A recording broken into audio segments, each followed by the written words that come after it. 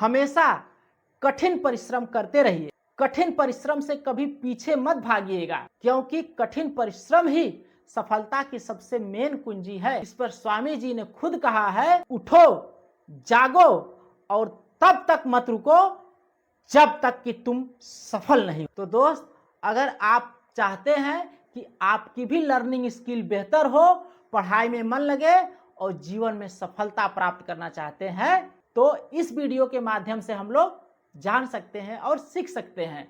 आइए देखा जाए कैसे। देखिए, जहां पर विज्ञान खत्म होता है तो वहीं से आध्यात्म शुरू होता। और अगर मनुष्य के शक्ति की बात की जाए, पावर की बात की जाए, तो पूरे विश्व में ही नहीं, पूरे ब्रह्मांड में अभी तक मनुष्य ही एक ऐसा प्राणी है जिसके अंदर चेतन मन की शक्ति के साथ साथ अवचेतन मन की शक्ति में इतनी अपार संभावनाएं हैं कि मनुष्य के लिए कोई भी चीज असंभव है ही नहीं। मनुष्य केवल रोजी रोटी के जुगाड़ में ही अपनी सारी ऊर्जा खत्म कर देता है और अपने को परख ही नहीं पाता कि हमारे अंदर कितनी असीम संभावना। जानते हैं, एक सामान्य मनुष्य अपनी क्षमता का, अपनी शक्ति का मात्र केवल 1 से लेकर के 2% ही यूज कर पाता है पूरा जीवन की अगर बात किया जाए तो। और अभी तक के सबसे बड़े वैज्ञानिक आइंस्टीन जैसे व्यक्ति अपनी क्षमता का मात्र 10 से लेकर के 13% तक ही यूज कर पाए थे।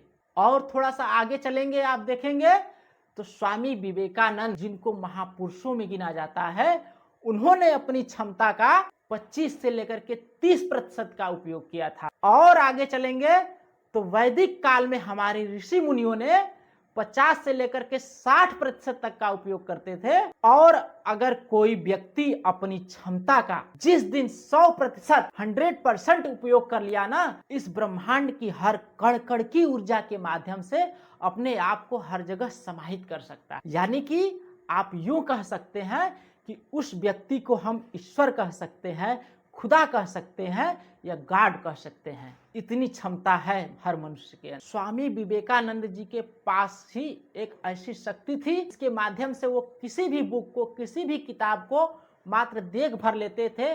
केवल एक बार में देख लिया, उसके सारे चैप्टर्स और सारे लेसन उनको याद हो जाते थे। इस तरह की अद्भुत शक्तियां थी उनके अंदर। तो हम मनुष्यों में कुछ इस तरह की शक्ति और ऊर्जा का इस्तेमाल करके अपनी लर्निंग स्किल को नहीं बेहतर कर सकते हैं? तो आइए देखा जाए कि स्वामी विवेकानंद ने खुद बताया है उन सब चीजों को, किस तरह से उन सभी चीजों का प्रयोग करके हम मनुष्य भी इन सब चीजों को उपयोग में ला सकते हैं। तो सबसे पहले स्वामी विवेकानंद ने कहा है, अगर आप अपनी आत्मिक शक्ति को डेवलप करना चाहते हैं तो सबसे पहला काम आपको ध्यान करना होगा, योग करना होगा, प्राणायाम करना होगा। न ज्यादा से ज्यादा आधे घंटे ही करिए, उससे भी आपके पास कम समय है तो अपने लिए केवल 10 मिनट निकाल करके देखिए। न परिवर्तन आ गया तो बताइएगा। स्वामी विवेकानंद ने खुद कहा है कि ध्यान के माध्यम से हमारे अंदर आत्मिक ऊर्जा का संचार होता है और देखेंगे आप कि धीरे धीरे किसी भी क्षेत्र में आप सफल होते चले जाएंगे। स्वामी जी ने कहा है कि लगातार अध्ययन, यानी कि किसी भी क्षेत्र में अगर सफलता प्राप्त करनी है तो आपको लगातार अध्ययन करना होगा। शिक्षा का उद्देश्य केवल परीक्षा को पास करना नहीं है।